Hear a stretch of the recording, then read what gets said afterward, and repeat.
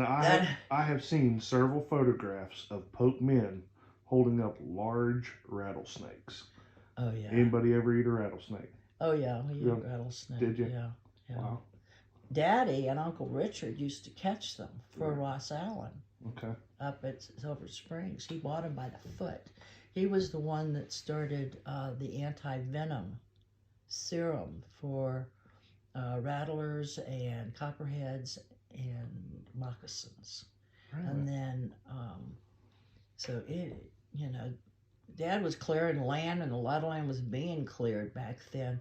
And I mean snakes, you don't see snakes. Like you see boas that big, but you don't see rattlesnakes that big now. If people saw a rattlesnake that big now, it would be frightening. And they all had long Wait a minute, I got some. I'll show you. All right. I got stuff that goes back to the beginning of time, I swear. Do that. No. But I mean, huge rattlesnakes, high as that door, Wow. And that was common and that big around. I mean, they were just massive snakes and scary. I mean, when the heads on those snakes, when they reared back, it was like, okay, Did you ever know of anybody in the family ever getting bit by one? I got bit by a timber rattler. You did? I did. Up here? No, Wow. down there, up in the Panhandle, but never there in Manatee County. Was it a dry bite, or did you get the full effect? Oh, no, I got the full effect. I Oh, had a my dip goodness. for a long time in this leg. It was a big hole there. Oh, wow. Dad's pointer had gotten bit, and the vet saved his life. And so we were out, and Uncle Richard had built a swamp buggy. And, this was probably early 60s, late 50s. And we were out catching snakes. It was Uncle Dick and Daddy and Uncle Richard and Dickie and I. Dickie and I were 3 months apart, so we were real close. And he was sickly, and I was like a wild monkey. I was all over the place, I was like up in trees and over here and over there. And he was a bad anemic when he was born. He had to have a lot of transfusions and stuff. So when they got out of the truck, or out of the back end, and they said, now, you two stay in this buggy. Okay. Well, that was fine until we had to pee. It wasn't a problem for Dickie, but it was a real problem for me. And I'm like, I'm getting out of here. And he said, where are you going? And they had already flushed. They used gas, and they blew gas, poured some down a hose into the hole, and whatever came out, they got. Sometimes it wouldn't be a rattlesnake, but usually it was. Anyway, they'd cleaned out a couple of holes there, and I was like, okay, I'll get under the buggy, because it was sandy and I could see, but I got bit in the leg. And I got back in the car and I killed it. It was about that long, and I think it was a baby, but Just about a foot long? yeah, maybe 10, 12 inches. It was little. Mm-hmm. I knew what it was, and I mean, it was beautifully marked, just like they are. And it had a little rattle on it. But I was like, oh God, Dad's gonna kill me. And I wasn't worried about the snake. It's like, I got back in and I said, look. And Dickie goes, you got snake bit. And I said, look. And he goes, oh my God. And so I put it on the bench there.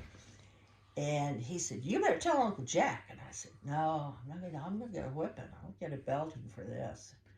No, it wasn't long. I started sweating. Really? Got really red in the face, and Dickie started screaming. Oh. And he hollered, and they come running like, something was bad wrong, and it was bad wrong, but, I was scared to death of the beating, so. Anyway, so off we went to the hospital, and I was really, really sick. And they thought for a while I might lose this leg, but or at least up to my knee. It got the color of this. I mean, it was black. God, it was ugly. It was huge. Wow. By the time I got to the hospital, my foot was twice as big. You couldn't even see I had toes. It was swollen over my toes. How old were you? 8. Oh, wow. Wow. Yeah. And because I was so active,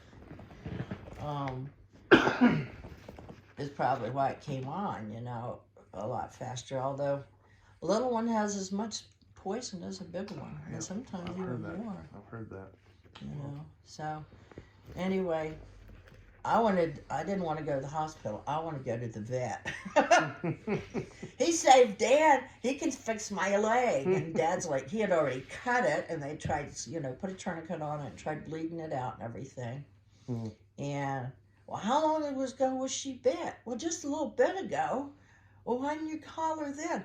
Well, she didn't have any effect. She didn't want me to, and she'd have beat me up. But anyway. Wow. So, yeah, that was my first brush with death. So, I always had 2 angels on each side of me. I was a handful. Do you have any memories of my grandfather, Herman Powell? Not a lot. I remember stopping by their house to get fish and to drop off deer meat. And I think chickens or eggs or something with the chickens. But what kind of fish were you? Were they mullet fishermen? Yeah, they were mullet. Yeah. Well, they lived right there between, on that section between East Manatee. Well, now I don't know what it's like because I haven't gone that way in forever. But it was like a bunch of little islands there between East Manatee and the rest of 64, where Braden River came out. And they lived on a little island right there on the side of the road. And I didn't know them any other time. But I remember him. You do? And I remember he looked a lot like Uncle Lardner. They could have been brothers. Wow. Again, those Pope genes. Right. So it was just, I don't know, because I lived on the other side of the river, I didn't go to school with everybody. Like, all the other cousins went to school together, either Manatee or Southeast High or wherever, but I was on the other side of the river, so I didn't get to experience that. Right. So, Grandma Kennedy's father was LaFlamme. You don't have any memories of them. They were gone before you were born. Right. Okay. Yeah. That's I kind of assumed that. And when you go back in our lineage, it only goes back like one more that came from Ireland. So Really? we were pretty pure as far as Irishmen. And that Irish side. That's the Kennedy side. Okay, and LaFlamme is French. Is French. And that doesn't go back too far either. No, And he came from Europe. Yeah. Okay. Yeah. So I wish I knew more about that line and how that came to be. And did they actually meet here? They had to have met on this soil. And how did that happen? And how did that connection happen? Yeah. And I suspect it might have happened through whiskey, because the Kennedys are part of the Kennedys. And if you trace that lineage back, all our relatives are named the same as all their relatives. They all kept the same family names down through the years. And the irony that I found when I was looking into the Kennedys was the fact that if my father had not named me, he named me Bonnie, Mom wanted to name me after him, and his nickname was Jack. I would have been Jacqueline Caroline Kennedy had I been born a generation earlier. Wow. And I go, whoa, that's kind of serendipity, So old Joe Kennedy, the rich family, Right. okay, the rich Kennedys ran the poor Kennedys south, Okay. out of Boston. Okay. You cannot stay here. Gotcha. And he pushed them south along the coast, and they were bootleggers, and they ran whiskey and stuff on Ireland, but it was a little different. So as they moved down the coast, I don't know how much where all they got to, but I know that when Andrew Jackson married Melinda, she came from Casson County, which is Outer Banks. So there's that link again. You know, it's like, okay, there's a lot of connection from North Carolina and Florida in the family that I've picked up on. There's Florida, North Carolina, Georgia, Florida. There, it just goes back and forth. There's a lot of the wives came from the East Coast. You know, which I guess maybe that's the story of a lot of families. You know, there was a lot of activity and a lot of people on the Well, that's where it was, it was all populated on the coastal and moved inward. Right. Do you have any memories of or any knowledge of the Lodeska connection? And I know that was a Kennedy in there somehow, but is it the same Kennedy? We think that it was the same Kennedy. Okay. So it was a family Kennedy. It was a family Kennedy, and evidently she was a housekeeper or a midwife or a something to the family. And it was never really spelled out anywhere that Mama ever found, because I remember her and Ola talking about that. You know, well, where did Grandma Letitia come from, you know? And Norma Kennedy's husband, Rupert, was the one that was able to come up with the name of who the woman was. He had it all written down. Okay. So, now he's gone, but Norma has a lot of that information. So, it's just... And how did you say her name? Letitia. Letitia. Okay. The way it's written, I've heard Lodeska. I've heard different. Yeah, and Letitia. I don't know. Okay. It's like Grandma Pope's name, Letitia. Sometimes it's spelled this way, and sometimes it's spelled with an S, and a lot of times it all gets changed in all those old timey census things. They misspell stuff, or they got the date wrong, or transposed it, so sometimes it's just very confusing just by misspelling. Can take you way off track and send you somewhere else. But everybody thought that she was the Cherokee connection in the blood, and I don't know that there was any. The Cherokee blood I have comes from the Powell side. Because Grandpa Powell, my great-grandpa Powell, used to bring wagon loads of wood and food and cotton sometimes over to the Indians. And he was a minister, so...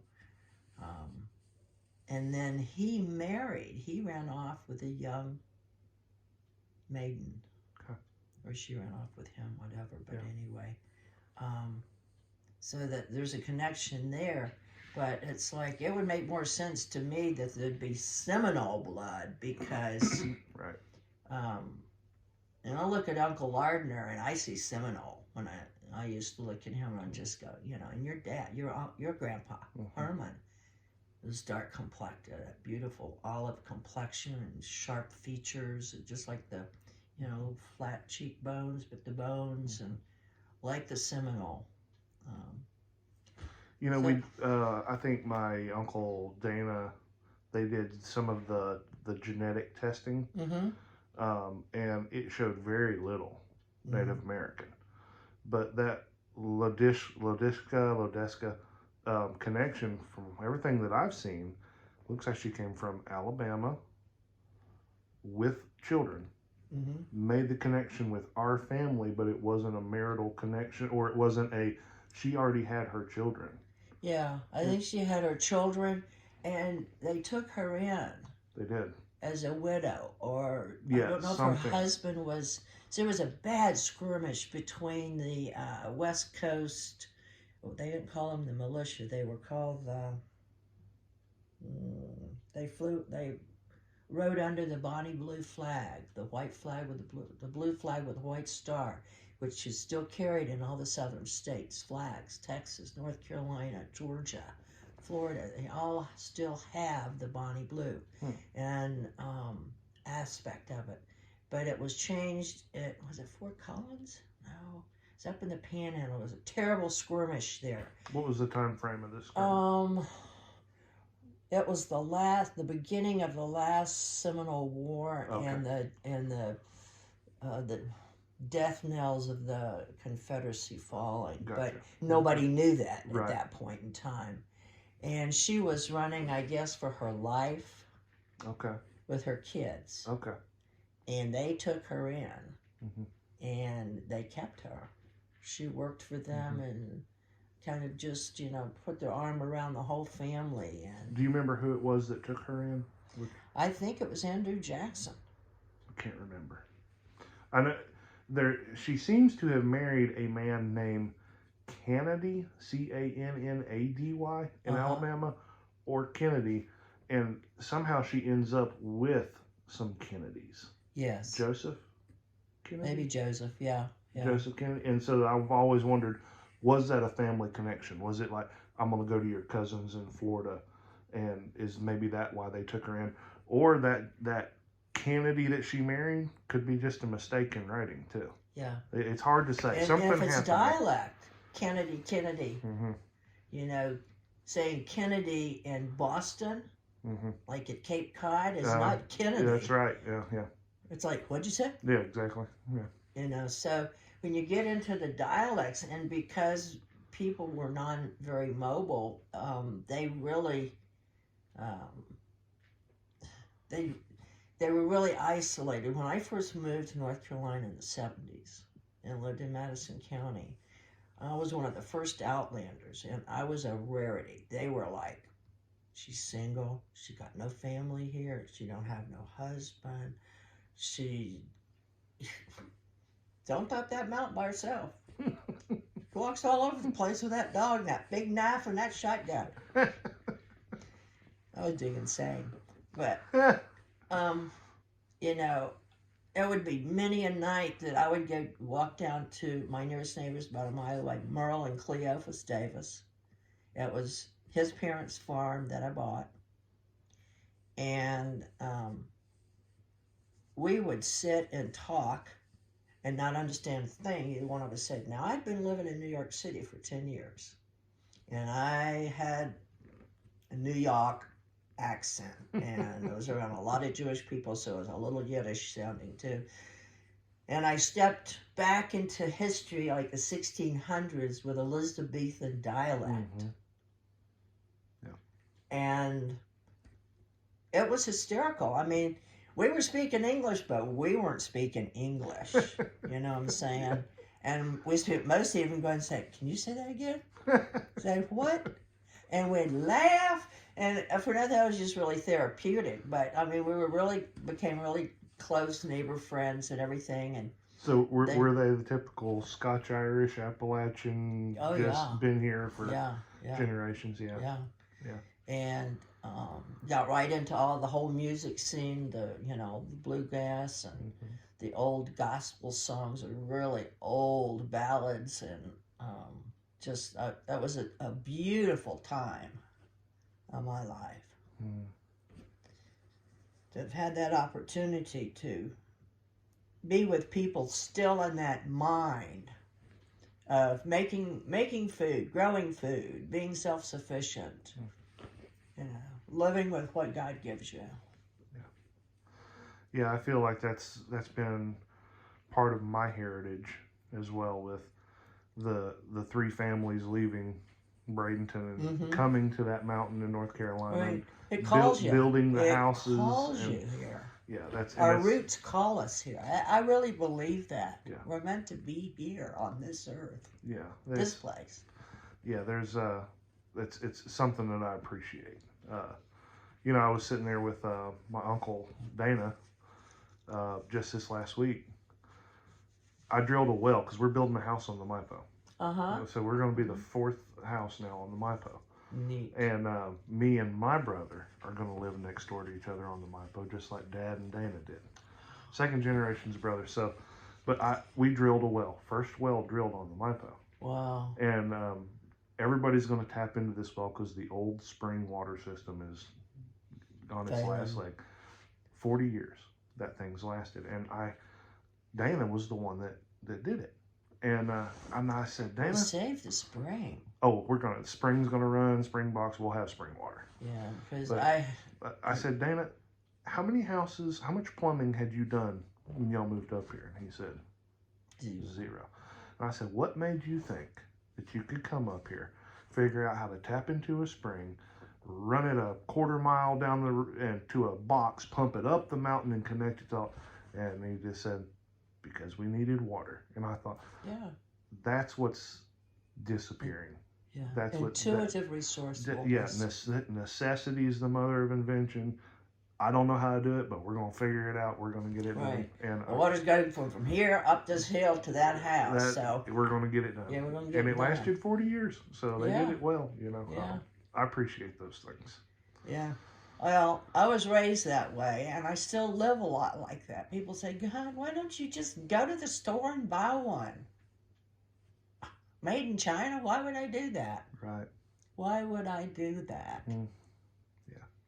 You know, yeah, it takes a little bit longer. Yeah, it takes a little bit of time, but, you know, time is what we have here, is time, and it's how we use it, so. That's right. Being resourceful is something that is being lost, and it's scary. I look at all these kids and think, oh my gosh. Oh, they don't know where their food comes from. Mm-hmm. They think it's nasty when they find out where an egg comes from. Right. Yeah. Or where milk comes from. All that stuff is just, it's amazing to me. And it's like, well, it'd be nice if it all fell down and we had to, you know, start over. But the problem is when it all falls down, all of us old timers that were exposed to that can teach will be gone. I'm afraid. I'm afraid. And I feel like that's part of what God has called me to is remembering. Mm-hmm. Remembering some of these things. Yeah. And it's not just for the sake of a story. No. It's not. It's you know, if things were to get hard, you know, we would figure it out again. But that's right. it would be at great cost if right, because if we don't. A lot of lost. these kids don't have that hardship that we brought up under, that force, that necessity, that need, that want to be presented creatively, intuitively within us. Right. And you have to be open to it. A lot of people deny that, you know. Yeah. You have to be open to it. So, yeah, I love the old ways. Yeah.